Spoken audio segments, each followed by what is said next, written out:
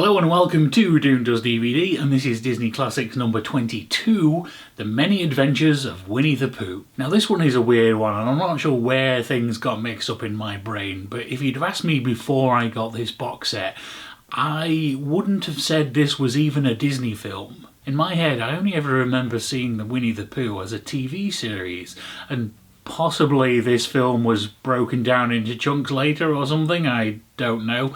I will look that up after I've seen it. Or perhaps I'm remembering a different version. Or, more likely, I'm just completely remembering it wrong. But that leads me to start wondering whether the things I remember about Winnie the Pooh are actually from this film or not. There's nothing I can currently recall about any kind of overall story. I can just picture various little scenes. Pooh getting stuck trying to go through a hole, or Piglet doing a whole scene about knots, things like that, but nothing that links all of those together. And so with the title, The Many Adventures of Winnie the Pooh, it kind of does lead me to wonder, is this like more of a sequence of shorts rather than one overall thing, which probably would have been good to break down into episodes later. But until I look that up, that's complete speculation. And those of you who can remember this are probably wondering what on earth I'm on about. But being that in my head I didn't realise that this was even a Disney product, this is definitely one that I don't associate with being musical. So I'm guessing this one's more sort of straight up cartoon. But what I do remember is that it was fun, if I'm remembering the correct edition. So hopefully this should be a good one. So let's find out how far off my memory is this time.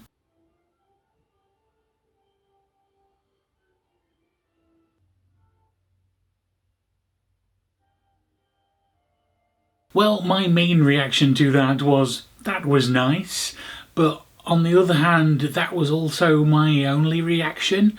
It wasn't really exciting or enthralling or intriguing, it was just nice. And while a nice adventure is probably perfect for a young child, watching it as an adult, it feels a bit lacking. It seems like the main draw from an adult perspective is going to be nostalgia, which is not something I particularly have for Winnie the Pooh. I definitely remember parts of this, so I've definitely seen it before, but I'm not entirely sure in what format. As I mentioned, I could have sworn this was a TV series, and after looking it up, it turns out that this film was made by putting together 3 existing shorts with a bit of an additional bridge material. So it's entirely possible I've only seen the shorts on children's TV rather than ever the entire film version before. But of course it's entirely possible I've just got memories mixed up over the years. There are bits of this that I remember pretty clearly, but then other bits which I don't at all. But those bits are dotted throughout the thing. It's not like there was one of the shorts I was missing the entirety of, it's just little bits.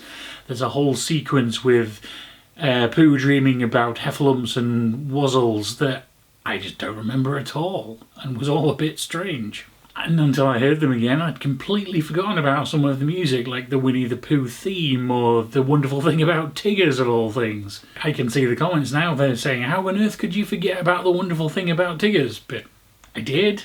But this is very interesting from a technical standpoint, is that this was made of 3 shorts that were made in 1967, 1968 and 1974. And yet, when put together in a film in 1977, you can't tell the difference, or I can't. Now they did add some extra material to bridge the gaps between each one and added a little bit of an ending, so it's possible they did some touching up of each one to make them match a bit more, but even if they did that, it's very well done. I also really enjoyed the structure and the sort of fourth wall breaking nature of it all being told via the book itself. References to the next chapter and what page we're on, and each sort of scene being an illustration within the book and turning pages and things like that. That made it very visually different to anything we've had from Disney previously, and I thoroughly enjoyed that aspect of it, and I really loved the animation. The voice actors was great too. It's just the simple stories just didn't really grab me. One of my main takeaways from it all is that Rabbit's really not a very nice person. Side note, I mentioned last week in my video about Robin Hood about how